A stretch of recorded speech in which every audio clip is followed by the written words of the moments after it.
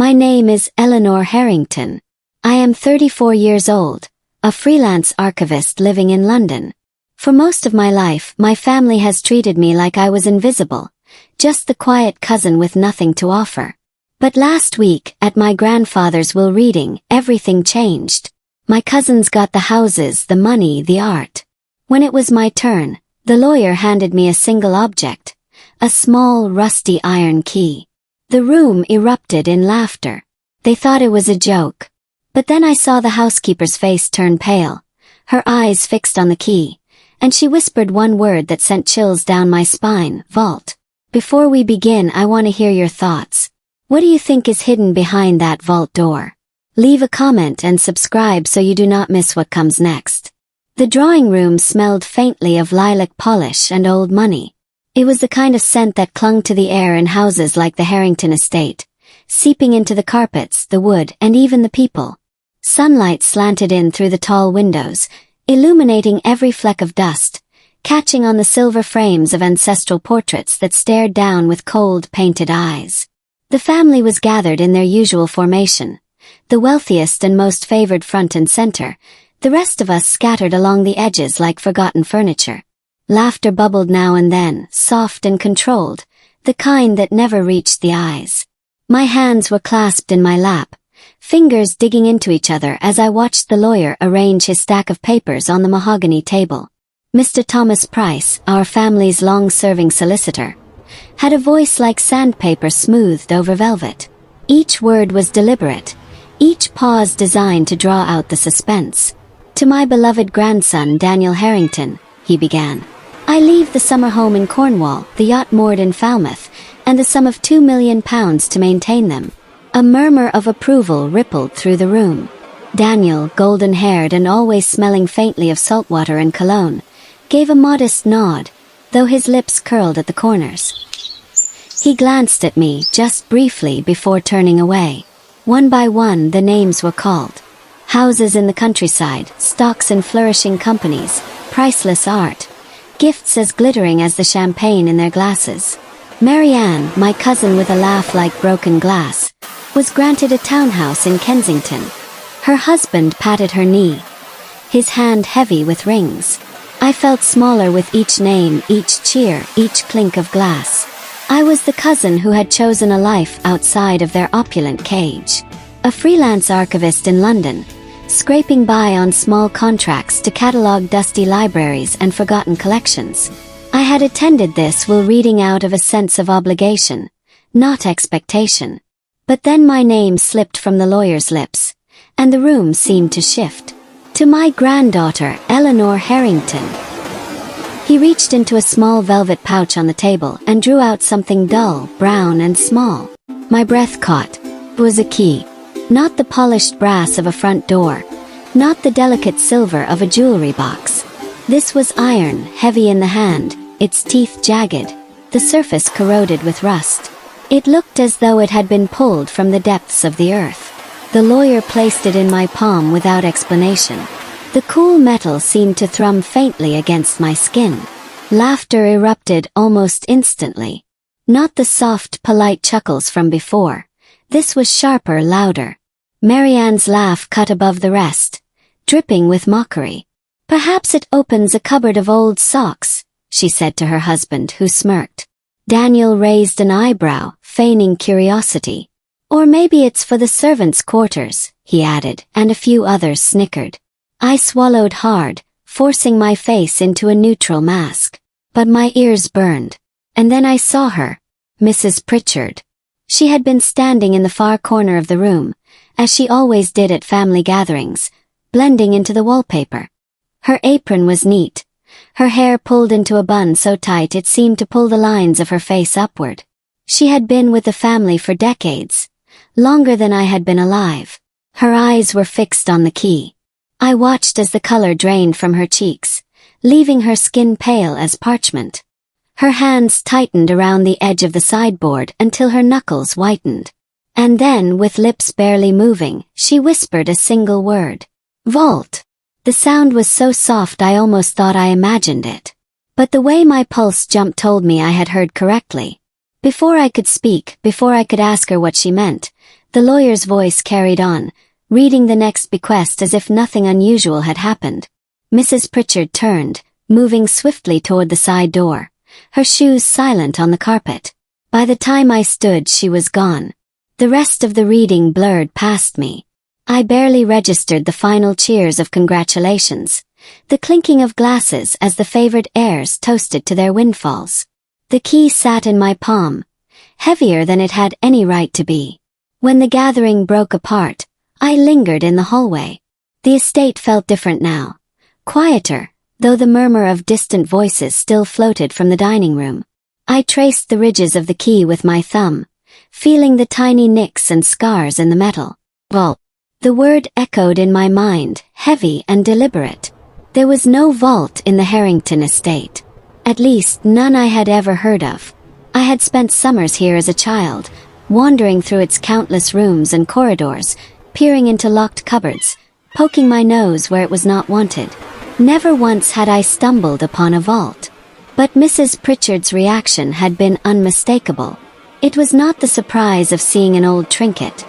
No, it was recognition and fear. I stepped into the corridor that led toward the servants' wing. The floorboards here were older, the carpet threadbare in places. Portraits gave way to bare walls, the air cooler and tinged with a faint scent of polish and starch. Mrs. Pritchard's small office was at the end, just before the back staircase. The door was closed, but a faint light glowed beneath it. I raised my hand to knock, hesitated, and then lowered it again. Something told me she would not welcome my questions. Not here. Not yet. Instead, I slipped the key into my coat pocket and walked back toward the front hall. The other guests were leaving, their chauffeurs waiting outside. Marianne swept past me with a smile that did not touch her eyes. Daniel tipped his glass in my direction before stepping into the night. Soon the house fell silent. I stood in the foyer, listening to the faint tick of the grandfather clock, the occasional creak of settling beams. The key felt like it was burning a hole in my pocket. Whatever lay behind that lock, whatever vault meant, was not meant for the others. It was meant for me, and I would find it. The Harrington estate was never truly dark. Even at night, the moonlight found ways to spill through the high windows, catching on gilt frames and polished brass. The shadows here seemed alive, shifting across the corridors like old memories. I had known this house since childhood, yet standing alone in the silent foyer, it felt foreign, as if the walls themselves were holding their breath. After the will reading, I had been given a guest room in the east wing, far from the main bedrooms. The family claimed it was for privacy, though I suspected it was simply to keep me out of the way. I carried my small suitcase up the creaking staircase, the key heavy in my pocket, its cold edges biting into my palm whenever I brushed against it. The east wing smelled faintly of dust and lavender, a lingering trace of the housekeeper's polish. I unlocked my room and stepped inside. The furniture was simple compared to the rest of the estate. A narrow bed, a writing desk, and an armchair near the fireplace. A single lamp cast a warm glow, but the corners of the room still clung to shadows. I set the suitcase down but did not unpack. My mind was too restless. Vault. The word was still there, circling, as insistent as the tick of the clock on the mantel. I sat at the desk, pulled a sheet of paper toward me, and began to write down what I remembered about the house. Each room, each hallway, each locked door I had seen as a child. The Harrington estate was a maze. 3 floors, multiple wings, hidden staircases for the servants.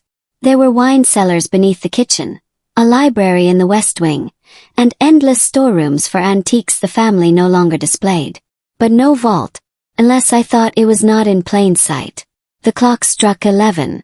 Outside, the wind picked up, rattling the branches of the old oak against the window. I rose, slipping the key into my pocket once more. If I stayed in this room, my mind would eat itself alive with speculation. The corridors were empty. The thick carpets muffled my steps as I moved toward the back of the house. I started with the library. It was the oldest part of the estate, its high shelves packed with leather-bound volumes whose spines were cracked and faded. The smell of paper and dust greeted me like an old friend. I remembered hiding here as a girl, curled in the window seat with a book, away from the sharp eyes of my relatives. I scanned the shelves now, my fingers trailing over the wood panels. No seams, no hidden latches. The large desk in the corner was locked, but the drawers rattled slightly when I tried them. Ordinary locks, nothing that felt like it would require a heavy iron key. From there I moved to the wine cellars. The air grew colder as I descended the narrow stone staircase. A single bulb buzzed overhead, casting a pale circle of light over rows of dusty bottles. I checked the walls for any sign of a hidden door, but they were solid stone. Still, there was something odd. In the far corner, behind several empty racks, the wall sounded different. I rapped my knuckles against it, once, twice. The echo was hollow. My pulse quickened. I pressed my ear to the stone, hearing nothing but the faint hum of the bulb. I searched the edges for a hinge or handle, but if there was a mechanism, it was hidden well. The key felt heavier in my pocket. I was crouched there, studying the wall, when I heard it. A faint shuffle of footsteps above me. Low, deliberate, froze. The cellar door creaked open at the top of the stairs. Light spilled down the steps, and a shadow stretched along the wall. Eleanor! Mrs. Pritchard's voice. I straightened quickly, brushing the dust from my hands. Yes. She stepped into the light, her face unreadable. What are you doing down here? Couldn't sleep, I said, keeping my voice casual. Thought I'd get some air. Her gaze swept over the empty racks, the far corner where I had been crouched. She lingered there a moment too long before looking back at me. Best to stay out of the cellars at night, she said softly. Cold down here. Easy to catch a chill. There was something in her tone, something that was not about the temperature. I nodded, forcing a smile. Of course. She did not move, and for a moment, it felt as though we were both waiting for the other to speak first. Then she turned, climbing the steps without another word. I followed a few paces behind, the key digging into my thigh with every step. Back in my room, I shut the door and leaned against it, my heart still beating too fast.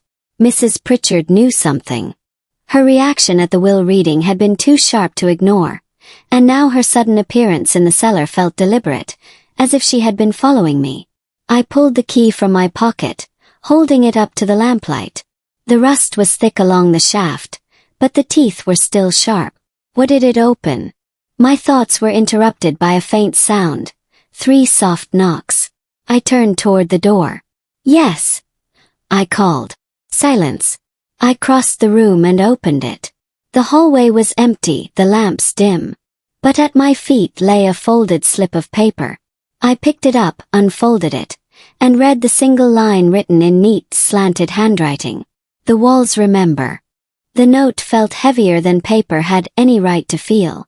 I stood there in the dim hallway, my eyes scanning the words again and again.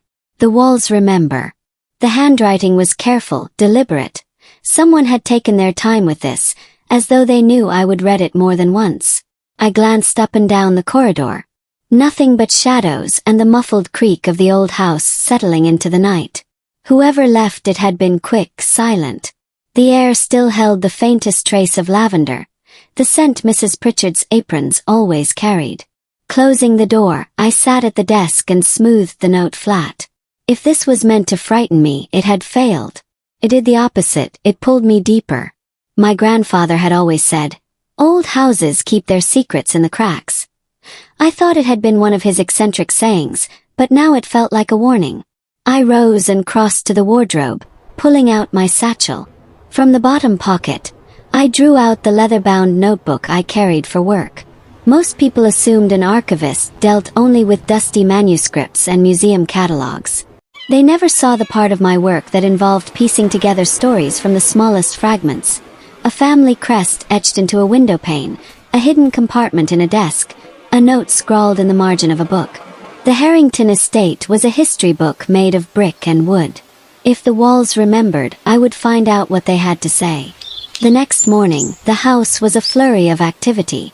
My cousins prepared to leave for their various new properties, and the air was thick with false farewells. Marianne pressed my hand and offered an insincere smile.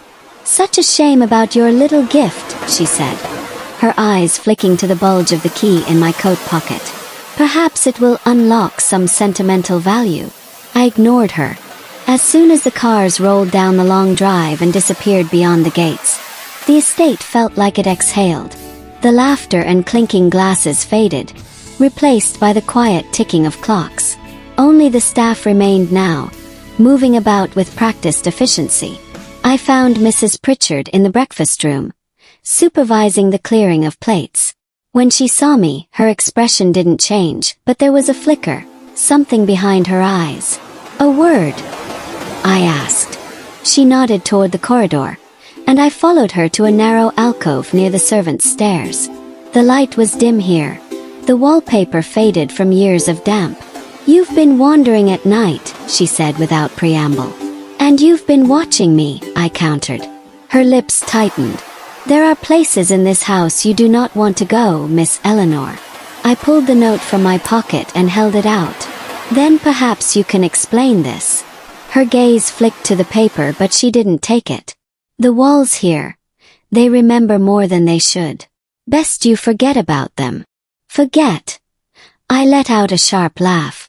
"You whisper vault to me in the middle of the will reading, you follow me to the cellar, and now you tell me to forget? No. You know what this key opens, and you're going to tell me." For a moment I thought she might refuse. But then she sighed, her shoulders sagging as though under a weight she had carried for years. "There are blueprints," she said finally. "Old ones. Your grandfather kept them in the study, behind the false panel in the desk. They'll show you what you're looking for." But what?" Her eyes locked on mine, and for the first time I saw fear there. "Once you start down this path, you won't be able to turn back. You'll find the vault, yes, but you won't like what's inside." Before I could reply, she turned and walked away, her steps brisk, leaving the air colder in her absence. The study was in the west wing, a room of deep green walls and shelves sagging under the weight of books. The heavy curtains muffled the light, casting the space in a perpetual twilight. I closed the door behind me and went to the desk. It was an old Harrington piece, oak darkened with age, its surface scarred by decades of use. I ran my hands along the underside, feeling for anything unusual. At the back of the right-hand drawer, my fingers caught on a ridge. I pressed it, and a small section of the desk side popped open with a quiet click. Inside was a rolled bundle of yellowed paper, tied with a strip of cloth. I carried it to the desk and unfurled it carefully. The smell of dust and old ink rose up, familiar and oddly comforting. The blueprint was a detailed map of the estate, each floor, each corridor. I traced the east wing, the west wing, the cellars. Then my eyes caught something strange. A section beneath the cellars, marked only with a small rectangular space and a single word in neat handwriting. Repository. It was accessible by a passage that did not appear on the modern plans, one that began in the wall between the library and the old music room. I sat back, my heart quickening. A hidden space beneath the cellars. The perfect place for a vault. I rolled up the blueprint, tucked it under my arm, and left the study. The library was silent when I entered, the dust motes swirling lazily in the beam of light from the tall window. I crossed to the far wall where the shelves met the old music room. The blueprint had shown a narrow gap, no more than a few feet wide, that had been bricked over in recent renovations. I ran my fingers along the paneling, pressing lightly. In one spot, the wood gave slightly beneath my touch, as though there was hollow space behind it. There was a soft creak. And then, from somewhere beyond the wall, a faint sound, like a sigh or the slow exhale of someone who had been holding their breath. I froze, every muscle taut. The sound came again, softer this time. It wasn't the house settling. It wasn't the wind. Someone or something was on the other side. The sound faded, leaving the silence heavier than before. I kept my palm pressed against the paneling, the grain of the wood cool beneath my fingertips. There was no movement now, no breathing, if it had even been breathing at all. Perhaps it was just air shifting through some hidden gap in the house's bones. But deep down I didn't believe that. The blueprint lay rolled under my arm. I crouched, studying the panel from a lower angle. The seam where the boards met was almost invisible, but now that I was looking for it, I could see the faint line running from floor to ceiling. I pressed gently at different spots. Halfway down, near knee height, there was the softest click. The seam shifted, opening by less than an inch. The breath caught in my throat. I wedged my fingers into the gap and pulled. The panel swung inward on hidden hinges, the faint smell of damp stone curling out to meet me. The space beyond was narrow, so narrow I had to turn sideways to slip inside. The air was colder here, thick with the scent of dust and age. Behind me, the panel swung back, sealing me into darkness. For a moment, the blackness pressed in, and the only sound was the slow thud of my own heartbeat. I reached into my satchel for the small torch I always carried for work. The beam cut through the dark, revealing a short corridor of stone walls. Cobwebs hung from the low ceiling, and the floor was uneven, worn by decades, maybe centuries of footsteps. I followed the passage downward. It sloped gently, curling like a snake through the foundations of the house. Halfway along I stopped. A set of footprints marred the thick layer of dust. They were recent. The edges were still sharp, the impressions deep. Whoever had been here was not light-footed, and it had not been long hours perhaps. I crouched, running my fingers over the prints. They were larger than mine, the heel worn unevenly. Mrs. Pritchard's shoes, from what I had seen, were always flat, the soles smooth from years of wear. These belonged to someone else. I straightened and pressed on, my torch beam glancing off the damp stone. The air grew colder, and the silence here was different, deadened as though the space absorbed sound. The corridor ended at a door. It was not a grand vault door like in films, but a simple heavy thing of blackened wood, reinforced with iron bands. The lock plate was thick and old, the kind that would eat away at a modern key. My hand went to my pocket. The key was there, solid and cold. I hesitated. Some part of me, the practical part, whispered to turn back, to wait until daylight, until there were people nearby. But another part, the one that had been fed on years of being dismissed, overlooked, treated as nothing, refused. I slid the key into the lock. Fit perfectly. The metal turned with a deep, grinding sound, as though the mechanism had been waiting for this moment. The door opened inward, releasing a breath of air so cold it stung my lungs. I stepped inside. The torchlight revealed a room no larger than a modest parlor, the walls lined with shelves. But there were no wine bottles, no crates of valuables. Instead, the shelves were filled with boxes, some wooden, some tin, some so old the labels had faded to nothing. In the center of the room stood a table. Upon it lay an open box, its contents half spilled, yellowed papers, brittle photographs, and the corner of something bound in leather. I approached slowly, my beam catching the faces in the photographs. Black and white portraits of people I did not recognize, their eyes sharp and serious. Some wore military uniforms from wars long before my time. The papers were deeds, letters, receipts. Each name I saw carried the Harrington surname, or a variation of it. And then I saw it, a single photograph newer than the rest. In it, my grandfather stood beside a man I had never met, both of them shaking hands over a table piled with documents. The date in the corner was less than 10 years old. Beneath the photo, tucked beneath a ledger, was something else. A page torn from a notebook, the handwriting quick and sharp. Keep it hidden. If anyone finds this, the family is finished. My breath fogged in the cold air. I was about to lift the ledger when a sound came from behind me. Soft, but in this silence, deafening.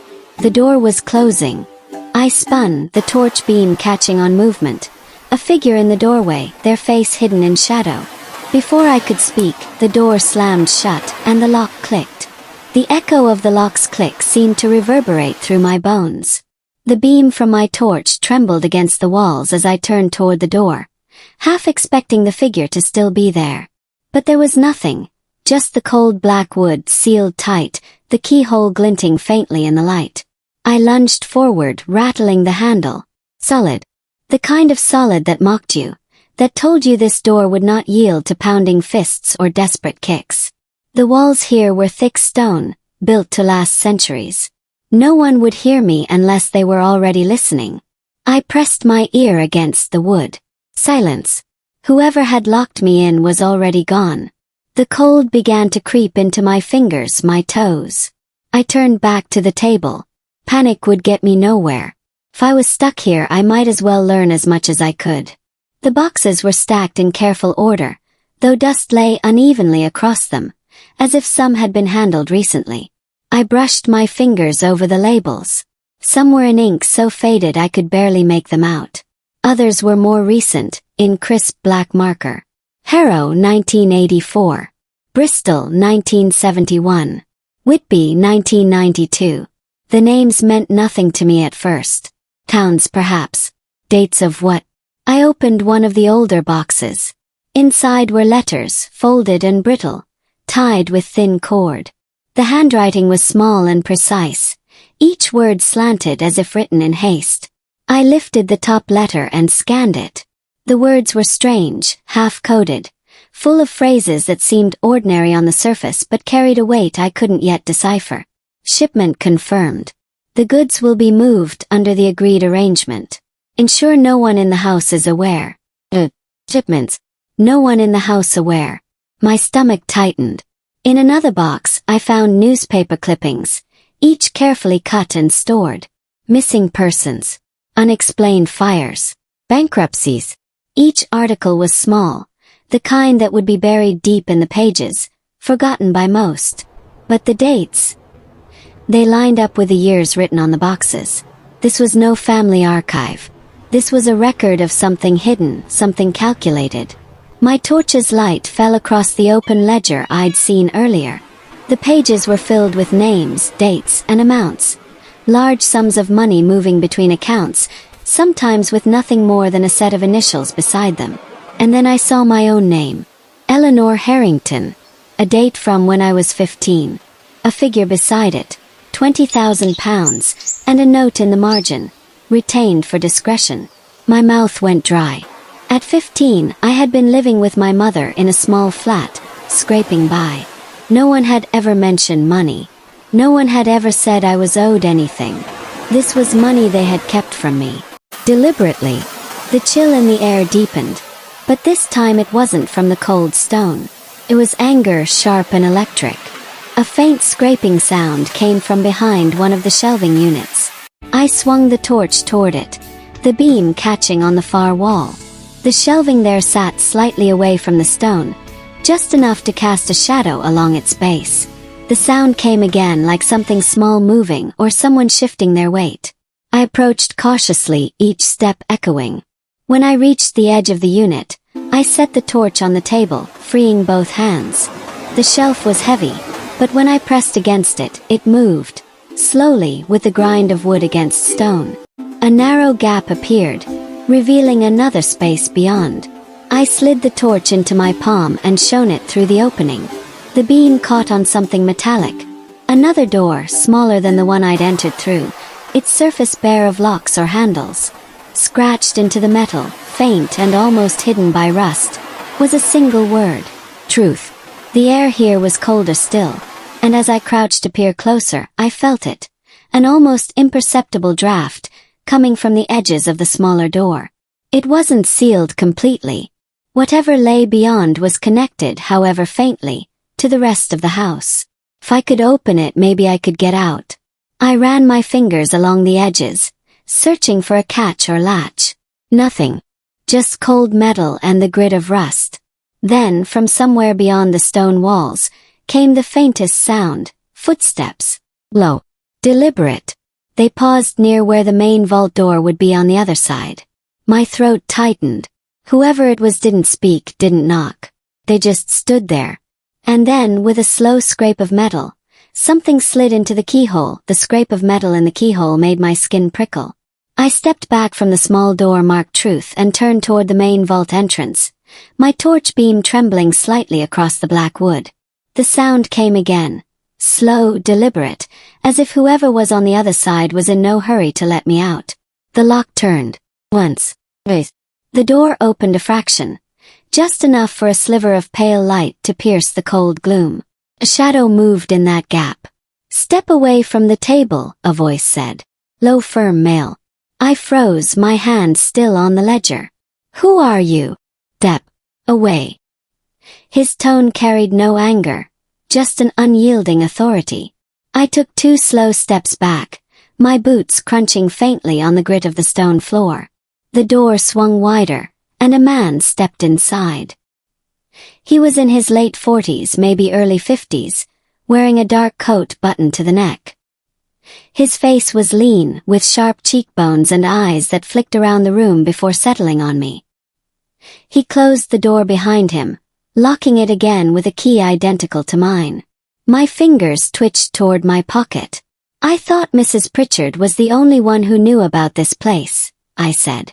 "Mrs. Pritchard knows many things," he replied. His voice quiet but edged with something I couldn't name. "And she knows when to keep her mouth shut." He crossed to the table, glancing at the open box, the scattered papers, the photograph of my grandfather.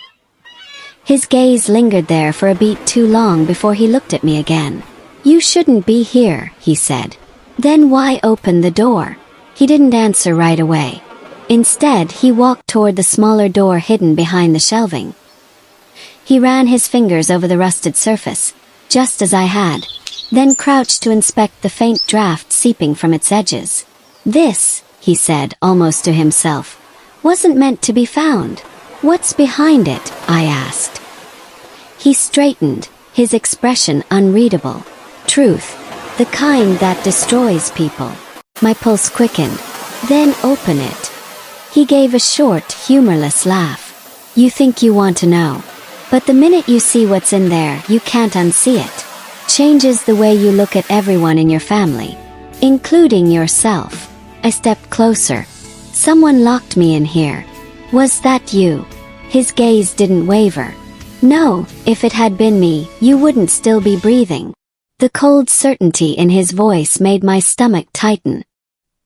He moved back to the main table and began gathering the papers I'd been reading, stacking them neatly, as though tidying away the mess I'd made. "My grandfather left me this key," I said, my voice low. "At the will reading." Everyone laughed. But Mrs. Pritchard, she saw it and she turned pale. She said, "Vault. And now I'm here. So don't tell me I don't belong." For the first time, his expression softened, though only slightly. "He gave you the key. Himself." I nodded. He exhaled slowly, as if confirming something to himself. "Then maybe you do belong. But belonging here isn't a gift, Eleanor. It's a sentence." The way he said my name sent a shiver up my spine. I hadn't told him who I was. "You know me," I said. "I know all of you," he replied. "Every lie, every theft, every deal made behind closed doors. Your grandfather was a clever man. Ruthless, yes, but clever. He kept records because power fades and memory fails. But paper remembers." His hand brushed over the ledger. "These are the records. Every payment, every transaction that built the Harrington fortune. Every ruin it left behind. And this," he gestured toward the small rusted door, "is where the things too dangerous for paper are kept." My curiosity flared, hot and sharp. "Show me." He studied me for a long moment, as if weighing something invisible in the air between us. Then he stepped toward the smaller door and pressed his palm flat against it. "There's no lock," I pointed out. "There's a lock," he said. "You just can't see it." From his coat, he drew a flat, curved piece of metal, part key, part blade, and slid it into a narrow seam I hadn't noticed before.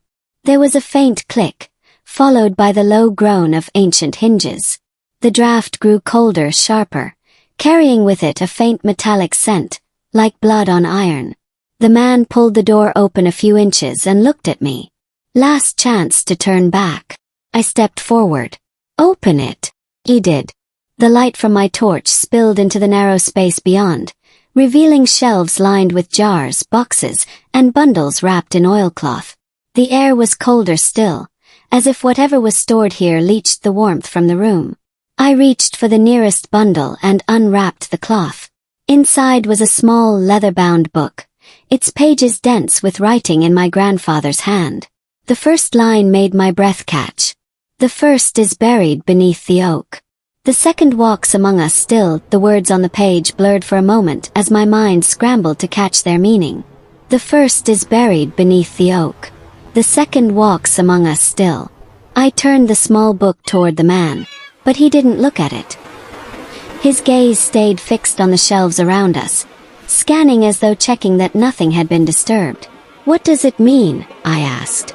He didn't answer immediately. Instead, he stepped deeper into the cramped space, his fingers brushing along a row of jars that glimmered faintly in the torchlight. Some held coins so tarnished they were almost black. Others contained folded scraps of paper, sealed under glass as though preserving insects. "Your family," he said finally, "built its fortune on two foundations, one of stone, one of flesh. The first is easy to hide. The second, not so much." I frowned. "Stone and flesh." He glanced back at me. "The first, the oak, is where they buried what they couldn't burn or sell. Documents, artifacts, things that could ruin them if anyone ever saw. The second," his mouth tightened, "the second is a person." The torch beam shook in my hand. "Alive." He nodded once. "Very much so." I flipped through the pages of the book, searching for more. The entries were dated, written in my grandfather's meticulous script. Most were cryptic, but a few stood out. June 12, 1997. Oak site reinforced. No disturbance detected. September 3, 2005. Second relocated under false name. November 19, 2011. Pritchard informed of change. Absolute discretion required. My eyes snagged on the last note. "Mrs. Pritchard knows who this second is." "Of course she does," he said. "She's one of the few who's been here long enough to see both foundations laid. She's kept the secret because she knows the cost of breaking it." "And what's that?" "Disappearance." The way he said it made it sound less like a punishment and more like an inevitability. I set the book down and turned my torch on him. "You seem to know a lot. Who are you?" He gave a faint, humorless smile. "Call me someone who's been keeping watch. For longer than you'd think." "Keeping watch over what?" "The vault. Over the people who know about it. Your grandfather made me custodian of this place. Not because he trusted me. He didn't trust anyone. But because he needed someone who could clean up when the edges started to fray. I studied him. The way his eyes never rested too long in one place. The way he seemed to stand just far enough from the door to block my way out. And am I one of those edges? That depends on what you do next." A sound cut through the cold air. Faint, muffled but unmistakable. Footsteps somewhere beyond the main vault door. He stiffened, his hand going to his coat as if reaching for something. I lowered my voice. "Are you expecting anyone?" He shook his head once. "We're not alone." We both moved toward the larger door, our steps silent on the stone. The footsteps outside paused. Then slowly the handle rattled. My pulse spiked. The man looked at me, his voice a whisper. "Whatever happens, don't speak. Not a word." The lock turned from the other side. Light spilled in as the door opened just enough for a figure to slip inside. Mrs. Pritchard. Her face was pale, her eyes darting to me, then to the man. "You," she said, her voice tight. "You weren't supposed to bring her here." "I didn't," he replied. "She found it herself. With a little help from you, I'd guess." Her mouth pressed into a thin line. "I told her enough to keep her from blundering into danger. Not to open the bloody door." "Too late for that," he said. I stepped forward, the torch still in my hand. "Who is the second?" Mrs. Pritchard's eyes locked on mine, and for the first time since the will reading, I saw something in them that wasn't just duty. It was conflict. "You don't want that answer, Miss Eleanor," she said softly. "Because once you have it, you'll see every face in this family differently, including your own in the mirror. Tell me." She hesitated, then glanced at the man. He gave the faintest nod. Her voice, when it came, was barely above a whisper. "The second is one of your blood. Someone you've spoken to, laughed with. Someone who knows exactly what's buried under that oak. And why it had to be buried." The torchlight caught the fine tremor in her hands. "And if they ever learn you found this place," she said, "you'll join the first." The cold seemed sharper now, sinking deeper into my bones. The ledger, the photographs, the book. All of it was a map pointing toward a truth I couldn't yet see in full. But the pieces were falling into place. And somewhere in this house, walking its corridors, was someone carrying a secret big enough to destroy us all. We left the vault in silence. The man, my so-called custodian, locked the heavy door behind us, the sound of the tumblers clicking into place echoing up the stone passage like a verdict. Mrs. Pritchard led the way, her steps brisk but sure, the small torch in her hand throwing just enough light to guide us back to the panel behind the library. When we emerged into the dim warmth of the library's lamplight, it felt almost wrong, like stepping out of a dream and finding yourself in a place too ordinary. The shelves stood as they always had, heavy with books and the scent of leather and dust. But now every shadow seemed deeper. Mrs. Pritchard turned to me, her expression sharp. "You will not go back there without me." The custodian's voice cut in, smooth but edged. "She'll go back when she decides to. Your warning hasn't stopped her so far." I looked from one to the other. "I'm not going to stop. You both know that. You've told me enough that walking away isn't an option." Mrs. Pritchard sighed, the sound weary, like it carried the weight of years. "Then at least be smart. The second won't reveal themselves unless they're forced to. If they know you're looking, they'll move first." My hand tightened around the small book from the vault, now tucked deep in my coat pocket. "The first is buried beneath the oak. The second walks among us still." "How many of the family are still in the house?" I asked. "3, Mrs. Pritchard said. "Your cousin Edmund. He's been lingering for reasons of his own. Lady Agatha, though she's too frail to leave her rooms most days. And Daniel, the golden grandson, the one who'd smirked when I got the key." My mind turned over the possibilities, weighing the small scraps of memory against what I knew now. The custodian must have read my thoughts because he said, "Don't rule anyone out. The second doesn't look guilty. They've had years to perfect the act." That night I didn't sleep. Instead, I lay in the narrow bed of my east wing room, staring at the ceiling while the house creaked and sighed around me. At some point after midnight, I rose and lit the small lamp on the desk. I opened the little leather-bound book again, reading the entries by the wavering light. The handwriting was steady, deliberate. January 14, 2008. Second visited site alone. Observed from distance. No interference. April 2, 2010. Funds transferred for maintenance of arrangement. Note, this may not hold much longer. May 30, 2013. Second inquired about Oak. Evasion successful. My heart caught on that last one. Whoever the second was, they had asked about the oak before. At breakfast, I kept my head down and my ears open. The dining room smelled of coffee and toasted bread, the silverware gleaming under the pale morning light. Edmund sat near the window, reading a folded newspaper. Lady Agatha's place was empty, though her tea service had been taken upstairs. Daniel was at the far end of the table, leaning back in his chair, his fingers drumming on the linen. "You're up early," Daniel said when he noticed me. "Couldn't sleep," I replied. "Funny," he said with a half-smile. "Neither could I, must be something in the air here lately." The way he looked at me as he said it made something cold and prickly stir at the base of my neck. Edmund didn't look up from his paper. "There's always something in the air here. Dust mostly." The exchange was casual on the surface, but my mind kept circling back to Daniel's tone. After breakfast, I wandered the halls with no real destination.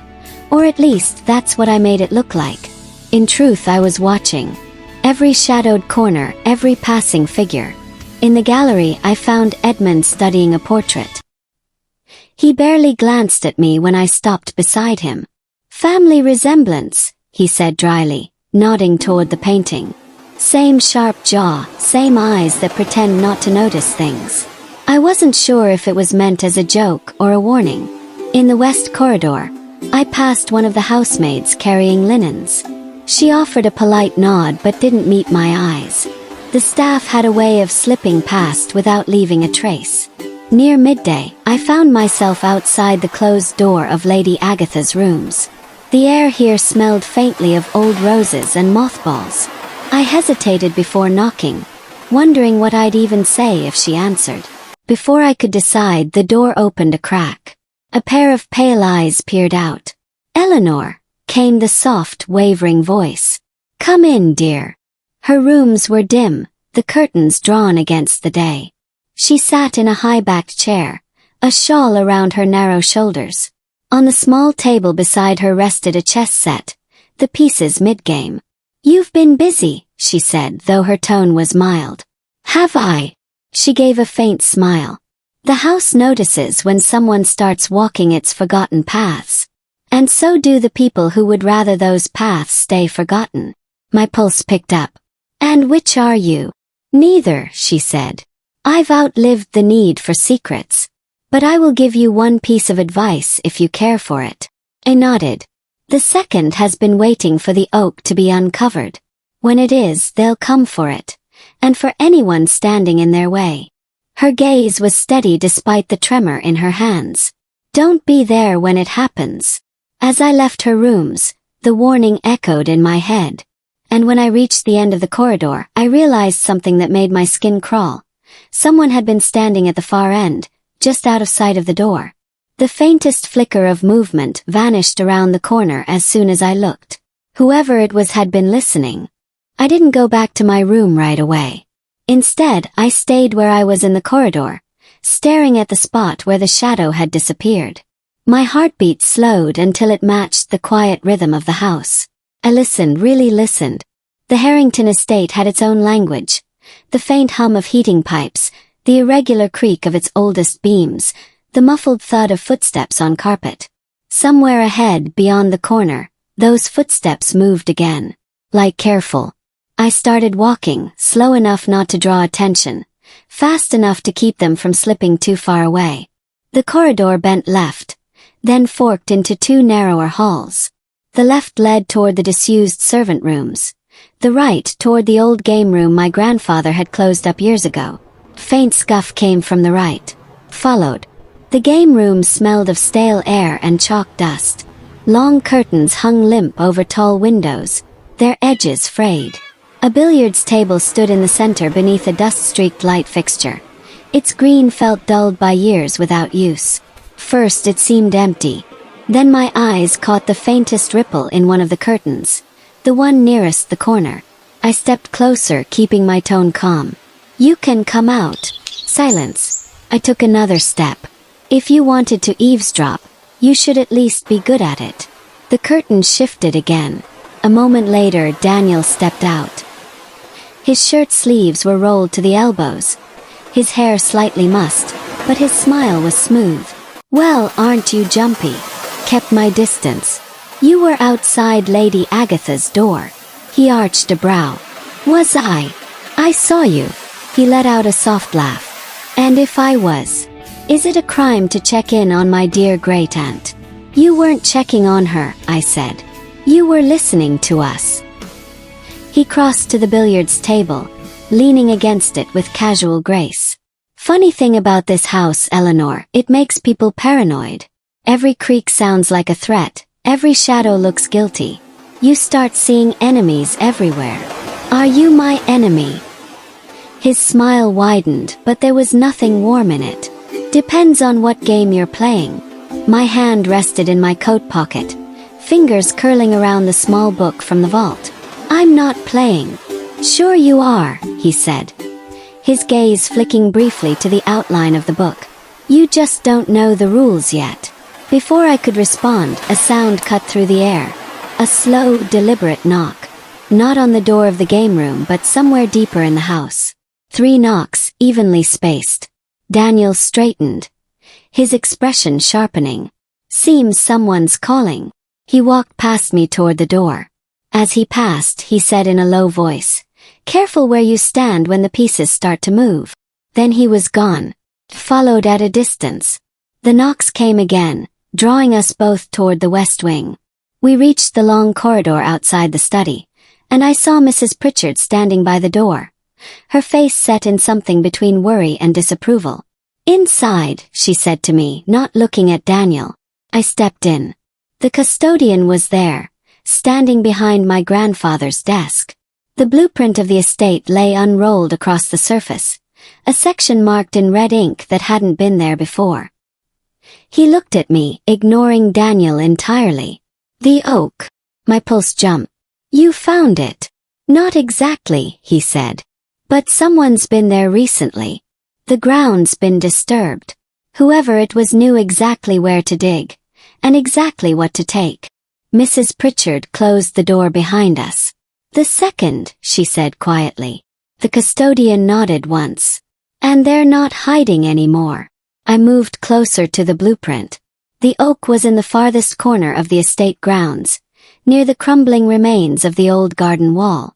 I remembered it vaguely from childhood. A massive tree, its branches twisting like dark veins against the sky. "What was buried there?" I asked. The custodian's jaw tightened. "Enough to bind the family together. Or tear it apart." Daniel leaned against the doorframe, his expression unreadable. "Sounds like it's time for a little field trip." Mrs. Pritchard's eyes narrowed at him. "You stay away from that tree." He smirked. "Then who's going to stop me?" "You." The tension in the room thickened, each of us weighing the others, looking for cracks. Finally, the custodian rolled up the blueprint. "We leave at first light. No one goes near the oak before then." "Understood." Everyone nodded. Everyone except Daniel, who gave a slow, mocking salute before slipping out of the room. When the door shut, Mrs. Pritchard muttered, "He'll go tonight." "Then so will I said. The custodian's eyes locked on mine. "If you go, you won't just find him. You might find the second. And if you do, Eleanor, you'd better be ready for what comes next." The house was silent when I slipped out. No creak of footsteps on the upper floors. No soft clink of glass in the kitchen. Even the wind had stilled, leaving the night heavy and close. I kept to the darker corridors, avoiding the pools of light cast by the wall lamps. The back door to the grounds groaned softly as I pushed it open.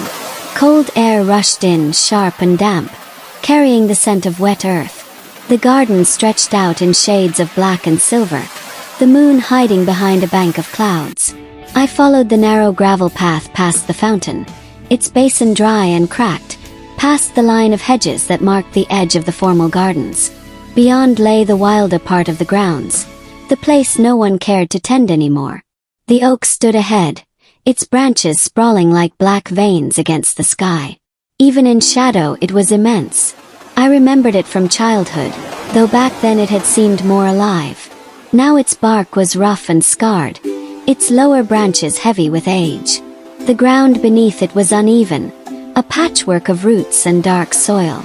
But as I drew closer, I saw it, a section near the base where the earth had been freshly disturbed. The dirt was looser here, still clumped and damp, the kind that stuck to your boots. Someone had been digging. Recently. I crouched, running my hand through the soil. No more than a day old, maybe less. The pit was shallow, no wider than a coffin lid. Whatever had been buried here wasn't deep, and it was gone now. My torch caught on something half buried in the dirt, a scrap of fabric, dark with soil. Pulled it free. It was a glove, black leather, worn but well made. Inside, the lining was torn, and beneath the rip was a set of stitched initials. Daniel Harrington. A sound made me turn sharply, a faint crunch of leaves. I switched off the torch, letting the darkness close in around me. The night pressed heavy, the silence almost complete. Then came another sound, soft, deliberate steps circling the edge of the clearing. I couldn't see the figure, only the faint shift of shadow against shadow. "Eleanor," a voice called quietly. Daniel's voice. My grip tightened around the glove. You shouldn't be out here, he said, closer now. It's not safe. I didn't move. You've been looking in places you shouldn't, he went on, his tone almost casual. Asking questions you don't want answered. The clouds shifted and moonlight spilled into the clearing. He stood at the far edge, half in shadow, his hands in his coat pockets. His eyes caught the light, sharp and watchful. Whatever you think you know, he said, you're already too late. Before I could reply, he stepped back into the darkness, his shape dissolving into the trees. I turned the glove over in my hands, the initials catching what little moonlight remained. The disturbed earth at my feet seemed darker now, the roots like twisted fingers reaching up from below. Whatever had been buried here was gone, and the second knew I was looking. And now they knew I was not going to stop.